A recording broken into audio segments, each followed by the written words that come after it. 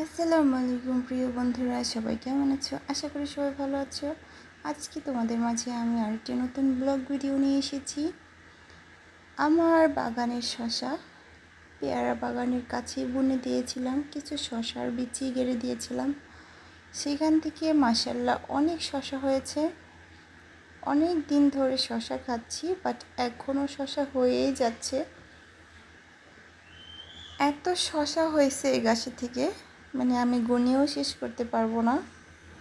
বিক্রি করার মতো কেউ নেই, তাই খেয়ে ফালাইয়া মানুষকে দিয়া শেষ করছি আর কি। অনেক শসা গাছের নিচে পেকে পচে পড়ছে, খাওয়ার মতো লোক নেই, কত আর খাবো। শ্বশুরকে দিচ্ছি, শাশুড়িকে দিচ্ছি, ননদকে দিচ্ছি, যাকে দিচ্ছি সবাইকে ইনশাল্লাহ দিয়েছি শসা। আমার গাছে শসা ইনশাল্লাহ সবাই খাইছে। তো অনেকগুলো শসা তুলতেছি আমি। যে শসাগুলো একটু বেশি বাড়তি হয়ে গেছে সেই শসাগুলো রান্না করব। ইলিশ মাছ দিয়ে শসা খেতে খুবই ভালো লাগে। কাটা ইলিশ মানে শুকনো ইলিশ।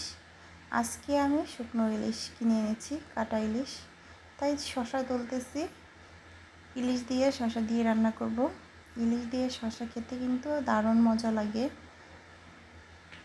তো অনেকে আমার ভিডিওতে কমেন্ট করছে, শসার ভিডিওতে, যে তোমার এত শসা আছে, তুমি কেন শসা এটা করো না, শসা ওটা করো না, এভাবে রান্না করো ওভাবে রান্না করো। আমার তো টাইম নেই ভাই, এত কিছু করার মতো আমার টাইম নেই। তো এখানে আমি বাচ্চাদের জন্য কিছু পিঠা বানাইছিলাম। বাচ্চাদের হালকা পাতলা, মানে খাবারের প্রতি তেমন একটা রুচি নেই, হালকা হালকা খায়, তাদের জন্য আমি পিঠাটা বানাইছি গোল গোল করে। তো এটা এখন আমি পিস পিস করে কেটে নিয়েছি। পিস পিস করে কেটে নিয়ে এটা আমি এখন তেলে মুচমুচা করে ভাজবো। এই পিঠাটা খেতে বাচ্চারা খুবই পছন্দ করে, ছোটো বড় সবাই পছন্দ করে। যদি একবারে শুটকি ভর্তা বানাইয়া তারপরে এই পিঠাগুলো ভেজে আমার হাজব্যান্ডকে দেয়, ঠিক আছে, ভাতের থেকে গরুর মাংসের থেকে বেশি খাবে। শুটকির ভর্তার সাথে এই পিঠাটা অনেক স্বাদ লাগে। তো আমি এই পিঠাগুলো সুন্দর করে ভেজে নিব,